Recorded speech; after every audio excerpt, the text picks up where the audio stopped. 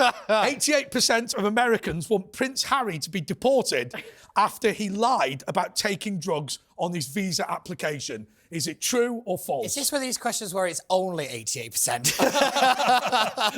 What you've got to do is decide whether it's 98 that's or 88. the thing. Yeah, you always try to trip me up on this show. But no, I do think there is a serious element to this because let's not forget, in the book Spare, this book that will not go away, he did claim to have taken cocaine and magic mushrooms and smoked cannabis. Now, only when you claim a residency and all the rest of it in America, you have to say whether you've done that. And if he's lied on that, he has the possibility to be deported. Pete, do we know whether he lied on the application? Well, we don't at the minute, and there is an organisation that is campaigning to get this particular document released. I think the White House is kind of staying away from it, but the pressure from the Justice Department has been, don't release it. Because it would be very unusual for them to put that into the public space. That is their argument. And I think that's a very fair one, because once you do this for one person, you then have to do it for everybody else.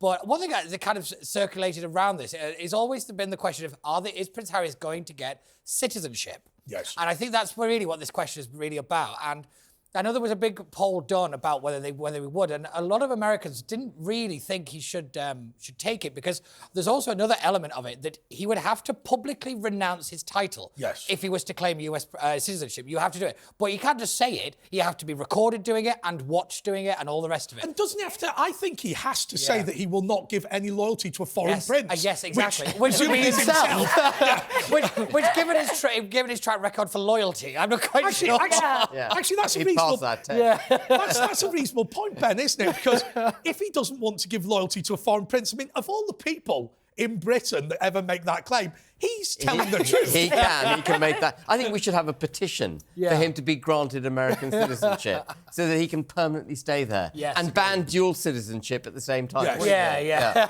I've always said if I was Prime Minister, I'd put a man on the moon and that man would be Prince Harry. I just worry me, though, because he had that Hitler costume, didn't he? The Nazi costume when he was younger. You know those cards you used to get on the flights going to America? Have you ever been were you involved in the genocide 1939, 1944 and 1945 and all of that? Would he tick it on the basis that he actually has worn a Nazi uniform? Did that ever trip anybody No, up? you are not going to believe this. One of the only people denied access to the United States of America on the basis that he was a Nazi was Oskar Schindler. I'm not joking. Oh, my goodness. But the reality is on this, Lois, presumably, and I'm trying to get this right in my head, presumably all Harry can do now is either say that he lied in the book or that he lied on the application. Because presumably, if he stands by what he said in the book, then he's not eligible to be in America. Well, he's caught between the devil and deep blue sea. He's paralysed, waiting for instructions from Meghan about what to do next. But no, seriously, you're right. He's lied somewhere along the lines. He's lied, and people were quite. They could be forgiving of a mistake, but not for not lies. I think he's got quite a loose association with the truth, hasn't he? I think it's well known. The truth is whatever he's told. I thought the worst incident, though, in that book was when he said he'd fallen on a dog bowl because his brother pushed him and shards of it went in his buttocks. Even if it's true, don't tell anyone. Have a bit of pride. That book was the greatest advertisement for not going to therapy. Unbelievable. No. And strangely obsessed with circumcision. Yeah, it's strange. Why was that a thing? I don't know, and a small part of me doesn't want to know, if I'm being honest. But interestingly, when you kind of break down a lot of the polling that's coming out about this, it's a very clear political line as well, that most Republicans are like, we don't want him, and the Democrats are like, come on in. Yeah. It is interesting how this has taken, this couple has taken such a staunch political divide, not just here in the UK, but also in the United States. Well, Trump has said he's going to shine a bright light on it, hasn't he, if he gets elected? Ben, how much damage have Harry and Meghan done to brand Britain? I think they've done enormous, mate. Really? Enormous. Yeah, I do, because... Okay. I mean, I think, sadly, brand Britain has been suffering damage consistently at a royal level ever since, I think, Princess Diana came out and bared her soul to the nation. Yeah. As a royal, you're not meant to do that. You're meant to hold yourself to yourself, recognise the very serious, solemn position you hold as a member of the royal family and, a relation of the head of state, and grin and bear it, stiff upper lip. I just wonder, Pete, whether we shouldn't follow the Japanese model, where there is a way of exiting members of the royal family. Yes. So I don't know. What? I don't know. Like North Korea I'd be very careful how we phrase that. No. What they do with some members of the royal family, I don't fully know the rules, but with some members of the royal family, they are given £1 million and they lose their title and then they go into obscurity. Yeah, that happened pretty recently, didn't it? With a princess, and she Yes. went to marry somebody who wasn't part of the establishment, as it were, and she had to renounce everything, but also she had to renounce her entire family, which I thought was quite a bizarre thing. But just to pick up on one of my favourites, Walter Bagot, if you remember from last week, you're very right with what you're saying, Ben. I do think you're right that the royal family have had a real problem with keeping themselves to themselves because they let the light in on magic. Yeah. And the minute you do that, it all comes crumbling down. Absolutely. And I think you're bang on with that. I think Diana bared her soul and literally pulled back the curtains. The inevitable was happening. And I don't know whether she did it deliberately or whether it was just a consequence of it. But when it comes to the damage to Brand Britain, I'm kind of probably more on your side than Lois, I think. And I just want to be clear with all the viewers. Walter Bagot, right? What other channel is broadcasting this in the evening, right? If you want to become a constitutional expert, here's the place, brother. Here's the place. He's one of England's best constitutionalists. Yes, but I think the point I'm making is that evening telly's not normally heavy on constitution. Oh yeah, it's the whole. I remember that note. Keep it light. Yeah. And this is why we are the #1 show on Saturday. Yay! Okay, so. Pete, 88% of Americans want Prince Harry to be deported. Is it true or is it false? Now, I think what you're going to have to do, Pete, is think about this. There is a number that wants him deported, but is it 88%? Because that's really high. Yeah. I'm going to actually go where the most Americans don't care, so I think it's going to say this is false. Pete, it's 33%, so it's false! Still pretty high. Still high. So was Prince Harry, apparently. So Wow. he said it, not me. He said it. That is the daddest of dad jokes we've ever had on this show. No, it isn't. No, it isn't. And there's been some bad ones. OK, Ben. Rishi Sunak is facing a revolt from Tory MPs over plans to fine and jail homeless people. Is it true or is it false? I mean, it's extraordinary, whatever it is. Can you imagine going up to a homeless person and saying, you're breaking the law, you're fined 50 quid? Yeah. What's he going to do? Reach out for his gold Amex and hand it over and see Put it on that. put it on that. The thing is absurd. It is absurd. You don't take homeless people off the streets by criminalising them. Sorry, Ben, sorry. They're not homeless people. They are unhoused individuals. Unhoused. Yeah, if you're listening on the radio, that's our head of diversity, the Woke Wabbit. Woke Wabbit, I'm going to ask you this question. Why is it that homeless people all drink Tennants? Unhoused individuals. Look, all we need to do is convert all of the royal palaces into unhoused shelters, and then it'll be fine. No, I'll tell you what we need to do, Pete. What do we need to do? Come on, remember, it's a library. The library. The library. The Archbishop of Canterbury has a £27 million library. Give it to the poor. Yeah. No, Absolutely. I think there's a point. But also, if we look at 27 homelessness in this country just in general, we have seen a massive increase in it. Yeah. So, there's about 3,000 people sleep rough every night here in the United Kingdom. That's up 16% on last year. And about 300,000 people who are in temporary accommodation. So this is one of these tricks with the statistics, is what they do with this kind of thing. And that's up nearly 25%. I think it's up nearly a quarter. And in a year, and it's staggering amounts of Pete, a lot of the on-street homeless... Unhoused individuals. All right, unhoused... I'll tell you what, let's just keep him happy. A lot of the unhoused individuals who are on the street are suffering from mental health problems. Keep him happy. Keep they happy. Keep they happy, OK. A lot of those people are suffering from mental health problems. The bigger issue, actually, as Lois said, the sofa surfers, hundreds of thousands of people are not in proper accommodation. Oh, not at all. And actually, the reality is, we're building too few houses and increasing the number of migrants. Yeah, and this is the thing that has irritated me on this subject. The same people complaining, there's so many homeless people, we're not doing anything, are the same people campaigning against housing development. You can't play this both ways. No. But you should target immigration too. Yeah, and that's another big one. You know, that's a huge one. When I was campaigning in Wellingborough, I can talk about it now since the campaign is over, I went to see a Daylight Centre, which is a local charity for homeless, unhoused people. Don't buy into it, Ben. Don't buy into it. And they spend I couldn't get my head around it. They spend £636 a head per annum. Wow. Compared to £50,000 per annum that we spend per head on illegal migrants. Yeah. Bizarre. Yeah. It is bizarre. Yeah. It's I think it's topsy-turvy. Well, it and then makes- we're going to criminalise these people. Yeah. I mean, you know. To give a little bit to balance it up, to give the government a little bit of credit, one thing they're trying to crack down on are fake beggars. I think that's one of the reasons that this was brought in there, where they kind of operate as a gang and they're not actually homeless or temporarily unhoused or whatever. Kind of on edge. And they actually operate as a kind of criminal enterprise where they're kind of preying on people's good nature. I think that's the idea of it, but in the typical government's fashion, jumped in with 2 feet and made a complete mess of it. I've got to be honest with you, the situation that took place in Canterbury is now happening in Windsor. What Canterbury did was opened a homeless shelter and people would arrive for the summer season and effectively work it as beggars. They now do that in Windsor. It's just, the fake beggars are a real problem. Yeah, they really are. Like, And all the money goes on drugs, of course. yeah. I mean, I think begging is a real problem. It's different from being unhoused. Yes, yeah, You yeah. know? Yeah. Begging is an issue and it's intimidatory and it is illegal. The thing I found quite interesting is just over the weekend just gone, I was in Prague and I saw, we pretty much went everywhere in the main city, only saw 2 homeless people. Really? 2, and that was TV money, yeah, that's right, that's right. It is the head of HR for this building who has said, Pete, you can't go to Prague, it's too expensive. Actually, it was probably cheaper than going to London. Yeah, that's right, that's absolutely right. Cheaper than going to the night out in London than going to Prague. But no, I was staggered. I only saw about 2 homeless people in the entire city. But we all know that the real thing with these migrants being brought over, and we've talked about this before because you've got a good friend of yours who was involved in this and has now denounced his former life, is big business on a very high level doing deals with the civil service, with the government. They don't talk about For it the to bring housing, the...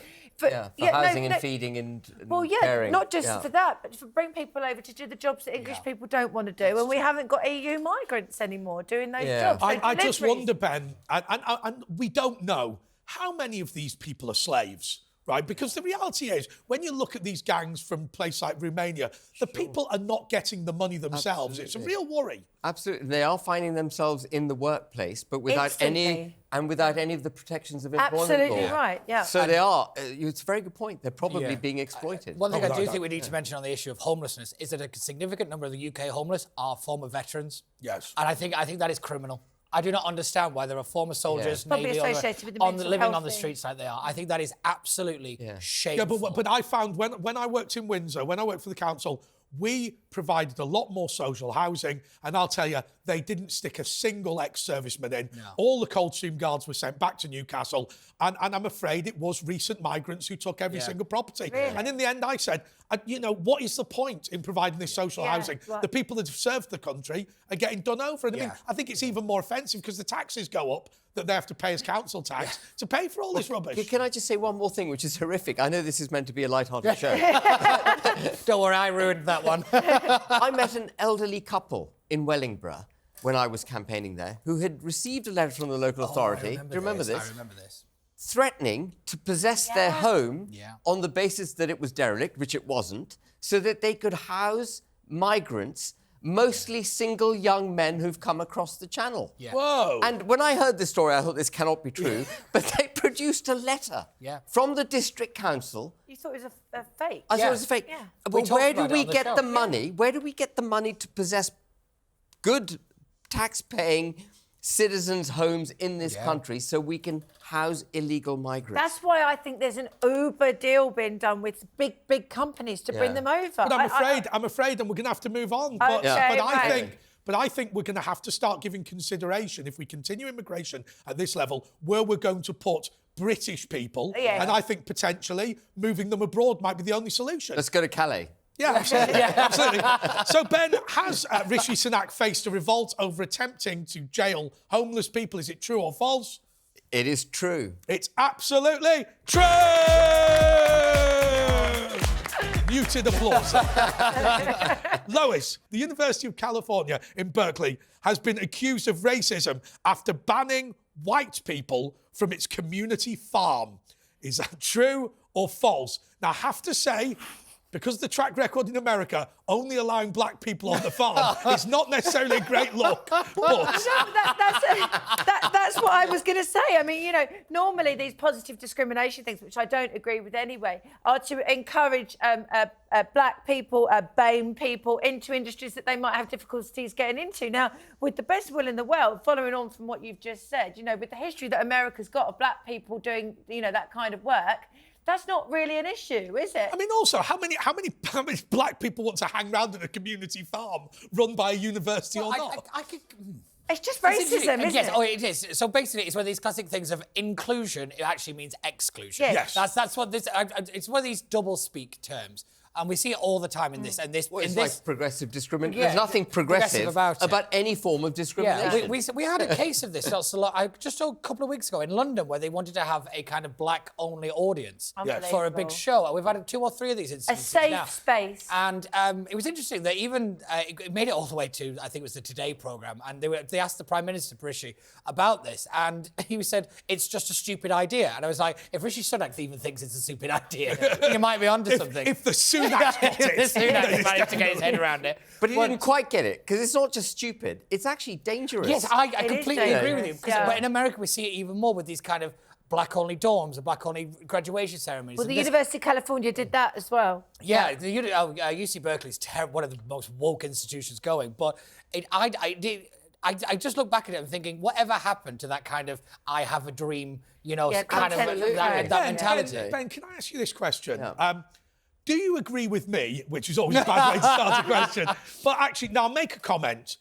When I was a kid, I feel like race When wasn't I the was most... a lad. Back at my day. I just feel like race wasn't the most important issue. It is now. I couldn't agree with you more. Yeah. When I was a child, I came across from Pakistan in 1979. I had a Pakistani accent. Some of the boys at school were nasty to me. I didn't experience any form of racism and haven't to this date in this country from any institution with which I have dealt or been a part of, Yes. educationally or in business and subsequently. The racism has now all emerged and it's anti-white. Yes. Yeah. And it is being embedded from the left, from the hard left, what they call progressive discrimination to give it the cover that it needs. But Ben, how damaging is it to say, and we'll take Pakistanis as an example, to say to young Pakistani people, or people of Pakistani descent, you cannot succeed in this country because it is racist. That's hugely dangerous. And therefore, we're going to give you a leg up because you're all infants and incapable of surviving. And it against people's actual achievements because they think, oh, you Absolutely. only got that because you're woman or because you're black or whatever. When I go around knocking on doors, speaking to the electorate, I have so many people from Pakistani, Indian, Afro-Caribbean backgrounds, ethnic backgrounds, that say they want to vote for us because they're sick and tired of this ridiculous DEI rubbish. Yeah. They don't want to be patronised and told they need a leg up. And, you know, we want to get on in life. I think you hit don't we? the right word there. It's patronising. Yes. It is. I think it's the most common form of bigotry now. Is the bigotry of low expectations. Yeah, without And doubt. I like that. Yeah. Good expression. I'm gonna I look forward to reading that on your next campaign poster. But I'll send you the invoice. But I ain't cheap. But no, we see it all the time, and we see it particularly from this kind of middle-class metropolitan left that the kind of the Labour Party now embody. Oh, I saw a very recent interview with Annalise Dodds about Angela Rayner and her dodgy tax affairs and all the rest of it, and she said.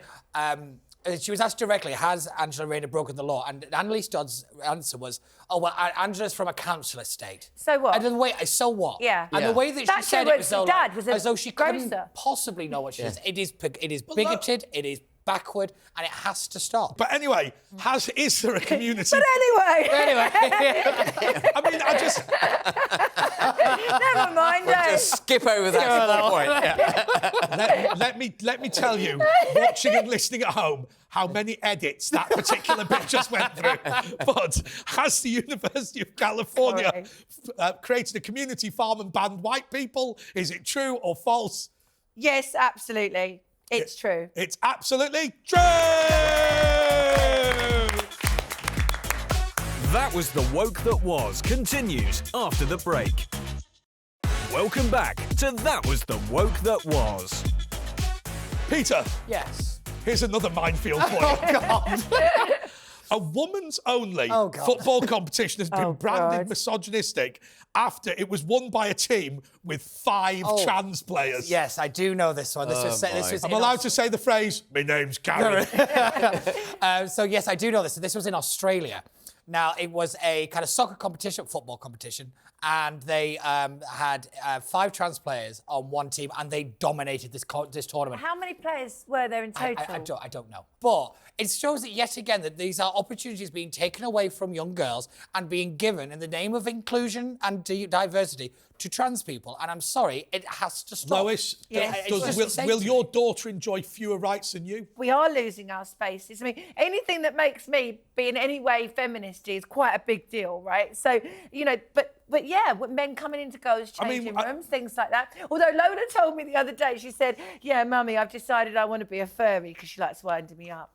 And I said, "What's that?" And she said, "Oh, you know, you think you're a cat and you're a furry, and it's a thing. It is a thing. It's a thing to be a furry." I remember my... She'll need neo-pronouns. Do you know what neo-pronouns are? Neo. Yes, It's meow, meow, self. That's what cat pronouns are. Yeah. That can't No, be it real. is. No, it's not right, no. But it just shows you how Neo-pronoun, mad things are, that we're thinking, oh, is he right? You know, he could be right. But, sorry, just to pick up on the neo-pronouns thing, what really annoys me is that even members of the trans community think that's weird. Yeah, that's true. But also, remember, it's like the way the fruitarians are now having to go vegans, where they say if it doesn't fall off a tree because it's dead, you can't eat it. Yeah. It's because corn have rights too. Yeah, I know, exactly. But on this particular one, I did find it interesting that there was a woman, I saw a quote from a woman who represents a kind of one of these keep girls sports for the girls kind of thing organisation. And she said that the people who had trouble, didn't want their daughters to compete in this competition, were told just to quietly pull them away and don't make a fuss about it in case of repercussions. But this was meant to be just girls playing girls, Yeah, was it? it And was. there's a bunch of young boys who were self-identifying as girls. Ben, I don't Because see what the problem is here. I mean, madness. obviously, when you introduce trans women into football women's sports sections, the sports get better. So, I mean, I don't see... Very sexist. I don't understand what the controversy here is. I think Shut up. Shut up. In the olden days, that would be a misogynistic comment. yeah. No, but now it's just left wing. I will say one thing that is great about the trans debate. Who knew you could put together lesbians and evangelical Christians in the holiest of unholy alliances? They always say politics makes the most unlikely bedfellows, doesn't it? This team beat another girls' team 10-0. I don't get what the problem is. Obviously, they were so much better than the other one that it's like, well, why is this controversial? I mean, I'll tell you, on a serious note, there was that lady, and I forget the place it was, but where, she was virtually crippled because a trans player booted a football so hard it smashed her knee to pieces. Yeah. And when teams weren't willing to play... She shouldn't have been playing then. What's the problem? When teams were unwilling to play against this team, it was, in fact, the trans person that was able to sue the Football Association for discrimination. World. I'll tell you where the problem lies, if I may say so. It's in giving these people the name trans woman. They're not. They're actually men. They're men who are identifying as women. They may believe themselves to be women, but we've got to call them trans men. They're not actually trans women. No. And the minute we say trans women, we're kind of legitimising. I remember in the studio once, somebody said to Julia Hartley-Brewer, as a cis woman, and she went wild. She said, she said, if you continue to say that, you will be leaving the building. I've seen that clip, but I've started to come around to this particular way of thinking, Ben, because Megyn Kelly, the US commentator, said pronouns was the kind of gateway to this. The minute you gave way on the pronouns argument, then everything else was going to happen. Once you hijack the language, you win the debate. That's what Orwell said. And like Megyn Kelly was somewhat of a kind of canary in the coal mines on this one. And I thought, oh, she's just being a bit ridiculous. But looking back at it, that is when all of this chaos and nonsense started. The moment we gave just an inch, they took about 10 miles. I worry, and we are going to have to move on. I worry that there are young people. I think there are some genuine trans people, and good luck to them. Do what you want with your own body. But I think there are some young people who are just confused and perhaps suffering from other mental health problems who are being pushed into this as a solution. They're being preyed on. Yes, they are. They're being preyed on. And I would suggest. I mean, what amazes me when people go, "You have to accept what I really am," and you go, "Yes, but you're not accepting what you really are, are you?" Okay, Peter. woman's only competition, 5 trans, 10-0. Unbelievable. True or false? Sadly, it's true. It's absolutely true! Ben, you'll like this one. We've saved it specially for you. A poll has suggested that the Conservatives could be reduced to fewer than 100 MPs at the general election. Is it true or is it false? First of all, are you happy or sad? Yay! Ben, look, I'm one of the people that have come... Cross your arms. Get on, cross your arms. I'll get to you in a minute. I've come comparatively late to the party. I used to be, perhaps a year ago, where Pete is, about unity and whatever. I now think, genuinely, that the number one problem with this country is a lack of a Conservative government. And I think there will not be a Conservative government as long as Conservative campaign headquarters exists. And therefore, I believe that the outcome of the next election, which is Keir Starmer's going to win, we all know that, we also have to bolt on the obliteration of Conservative campaign headquarters. Absolutely right. Absolutely right. And I came to this realisation 2 or 3 years ago. I don't like this realisation, by the way. No, it's not a good realisation, but it is absolutely true because... And again, it comes back to language, funny enough. It's when the Conservatives started saying, and they've been saying this for a few years now, which bears testimony to the fact that they've been without ability for many years. When they first started saying, we know the other lot are awful, but they're worse than we are, vote for us. Yes. And... sorry, they said it the other way around. The other way around. We know we're awful, but we're better than the other lot, so vote for us. It's not much of a pitch, is it? No, it's not much of a pitch. But the minute you fall into that narrative, what you're doing is rewarding bad behaviour. Yes. And when you reward bad behaviour, you embed bad behaviour, you encourage it. And that's what we've got from the Conservative Party. And you're quite right, CCHQ is completely hijacked, and the Parliamentary Party is hijacked. Yes. The membership are sound. The membership know what conservatism is. They know we need to deregulate, cut taxes, put Britain first, enforce our borders, do all these very basic things, defend ourselves, that you would think any government would do. But the Parliamentary Party doesn't get it, and CCHQ doesn't. So when I joined Reform UK, as I was saying to Pete earlier, you know, reform is not just a noun, it's a verb. So we are going to obliterate the Tory party. I mean, Pete, I'll tell you what. Buckle up. I'll tell you what, Pete. Oh, that's Pete, the floor is yours. OK, well, so we already talked about the poll. Let's talk about the poll. So, yes, it says that the Conservatives will have less than 100 seats, but it also tells you that poll is that Reform will end on 8.5% of national average, and you won't win a single seat, and you'll come second only in 7. And that is what the poll says. That's so if we're what the going poll says. Yeah. So we could. You got to take it from both sides. Here. But hang on, Ben. Before you come back, let's have a quick. Forget the polls for a minute. Yeah. What Ben has just said, I reluctantly agree with, and I have to say, it took a lot for me to give up on the Conservative Party, though they did manage to achieve that. Yeah. He's not wrong in what he's saying, though. No, is he's he? not. He's not wrong. But I don't understand how this kind of obliterating the Conservative Party. Because they need a punishment beating. They need to Yes, rebuild. but then like the problem of that is you've got to potentially give Keir Starmer over 400 majority. He will not survive a single term. So first of all, the swing one way so far to then swing back to the other has never happened in British that's what electoral they said. history. When Boris Johnson got his 80-seat majority, they said this is 10 years of Conservative government. Actually, it was about 2 weeks of Conservative government. On that one, I will agree with you. Carrie took control. I will agree with you when it comes to the Boris situation, but because you've got to swing it so far one way, you've then got to swing it all the way back the other. I think at the same time, you've then got to rely on the fact that the Conservative Party is going to sort itself out. And all that happened in 5 years. But let me tell you just said it won't, and then you've just said that Keir Starmer won't last a term. So, let me just tell you what. I'll tell you what's going to happen. This poll is a moment in time, and politics is dynamic. 6 months ago, we were polling 5%. This is Reform UK. We're now polling 16%. And our political wind is in our sails, and we are going to go on rising in the polls.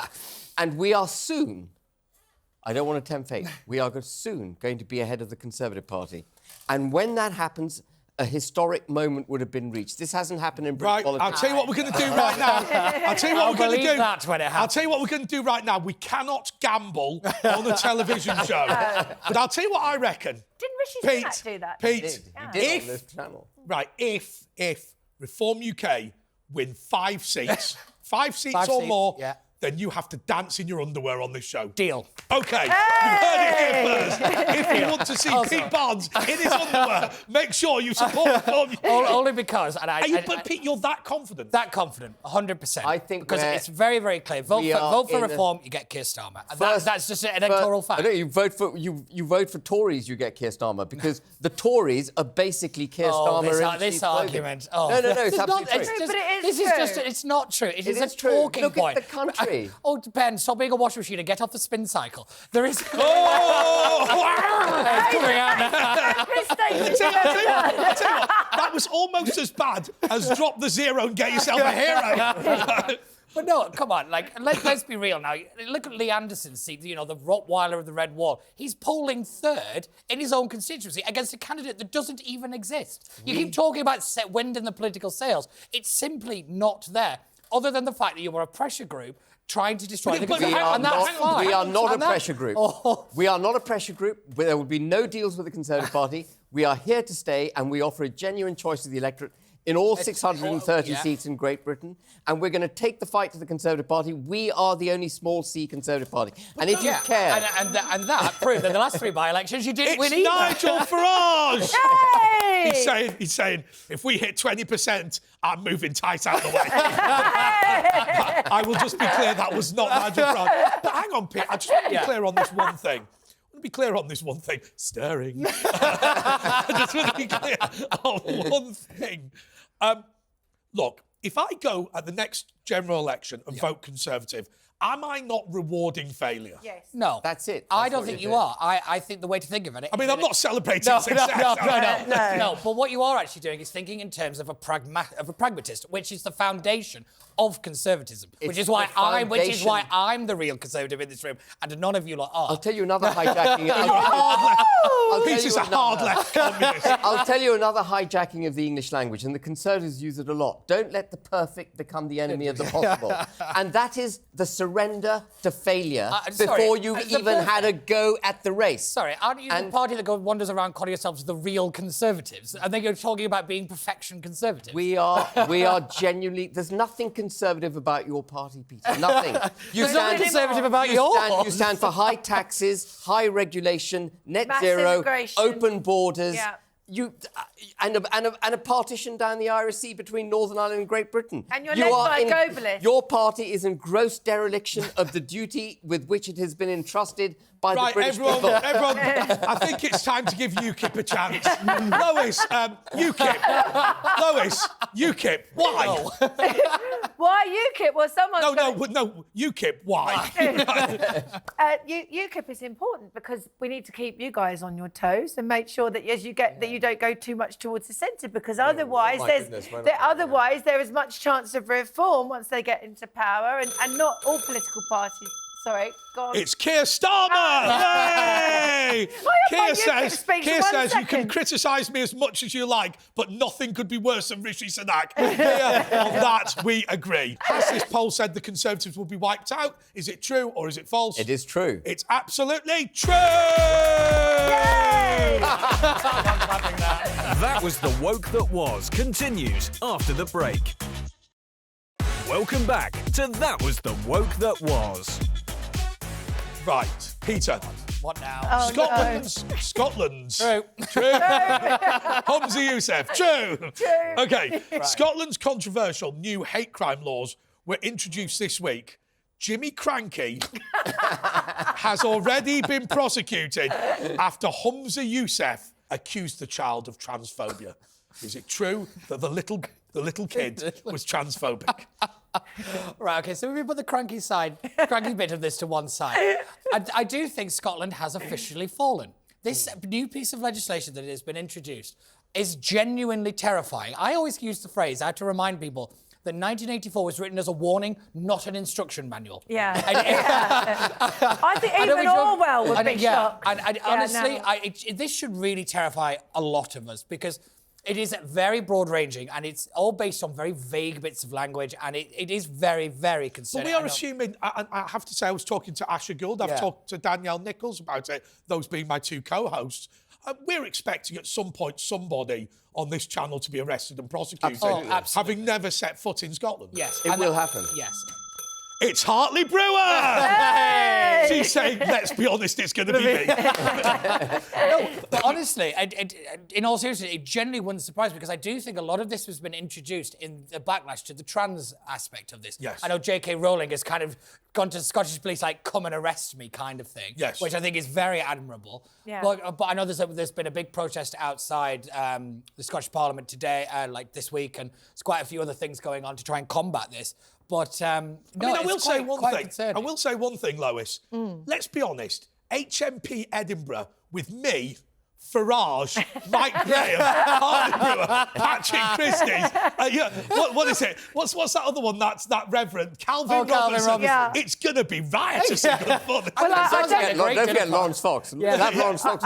Lawrence Fox and the lags on D-Wing. Yeah, I'm not going to lie, it sounds like a great dinner party. I don't think they'd let Hartley Brewer in with you guys, did they? But- What we'll do is we'll just say Hartley Brewer can self-define as a man. yeah, that's But true. interestingly, there was a member of the Scottish Police that actually came out and said to the BBC, one of the big problems that they're going to have is they're expecting a huge influx of people complaining about social media posts. The Scottish Police have been given no additional resources to handle this new uptick in legislation and all the rest. Thank I thought, Which, in a way, thank goodness. But also, I- does that mean it's going to tear away from the actual, like, rapidly increasing crime rates in Scotland and actual crimes because of this? Ben, I thought, referring to what Pete just said, I thought the General Secretary of the Scottish Police Federation was giving a coded message, and I might be wrong, that he felt that the police would be deluged with allegations and that actually they would end up arresting people left, right and centre, not because they like this, but because that is the law. And that's going to happen. It's a very, very bad law at multiple levels, not just because it shut down free speech,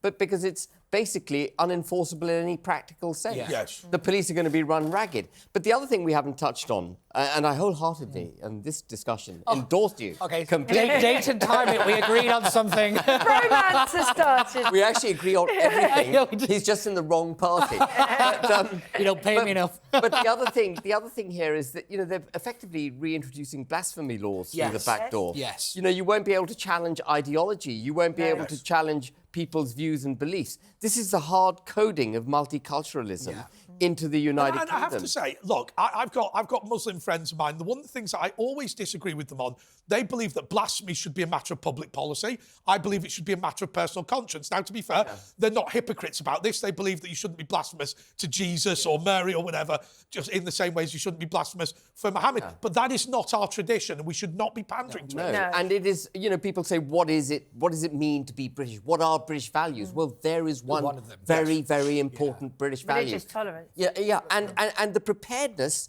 to insult and be insulted, have a debate, so that you have diversity of thought, so that society can progress and evolve. If you can't challenge and you cannot debate, civilization cannot progress. Lois, I worry about a society where people just spend their life going, actually, I find that offensive. Yeah. And that's like, well, I don't really care. I mean, actually, the great thing about me is I've discovered in these sorts of environments, like, my whole existence is offensive. Like, literally being alive. But you said that about me, didn't you? It's the left. They're saying, we don't like you at all. And there's Owen Jones. What's he saying? You don't understand because you're not gay. You're not gay, mate. You don't understand because you're not gay. I live with a cat. But, That was the worst thing I ever. just want to pick up something that Ben said there. And again, we agree. So, I don't like agreeing with you this much. But actually, I heard this great phrase that called what was coined a noisy democracy.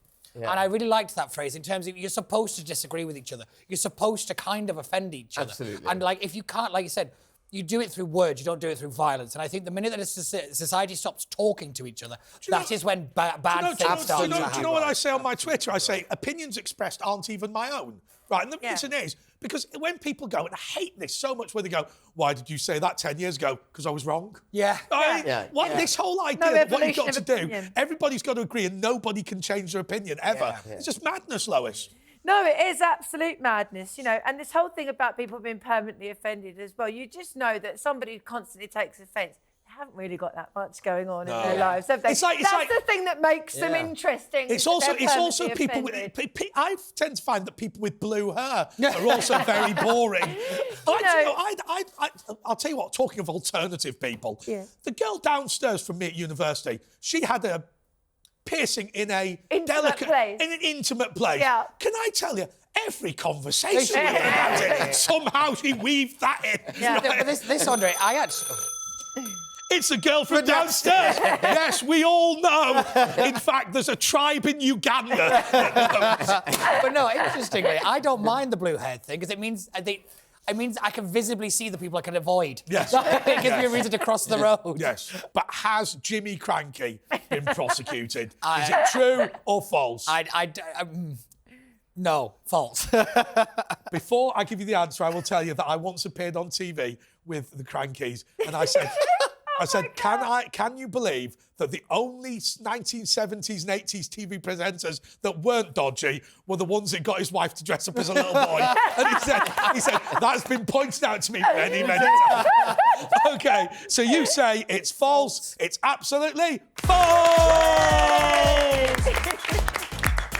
The National Trust has been slammed after secretly making its scones vegan. Scones? In its 280 cafes. I don't care how you pronounce it, whether it's vegan or not. It is scones. Okay, it's scones. But anyway, the National Trust. Why are these institutions that probably have the biggest membership of non-woke individuals in the entire United Kingdom, like English Heritage, like Historic Royal Palaces, all of which I'm a member of, and why do they want to be so woke? Their membership isn't woke, and yeah, this is probably true, and it's not. What are they replacing the butter with, though? I wonder what was more crusty and dry, the scones or the people attempting to eat them. I'll tell you what I thought was really interesting. When they put out this thing of, they're announcing their vegan scones, they said they won't taste like traditional scones. I thought the whole point about National Trust was to protect the British traditions and heritage. It's interesting you say that because I didn't realise that they sell 3 million scones a year. You say this all the time, Andre. It says and it's an old rule of politics, any institution that isn't specifically right-wing will always go left-wing. It's an old rule of politics. Including the Conservative Party. And reform is coming for reform. Because the problem is with I got you there.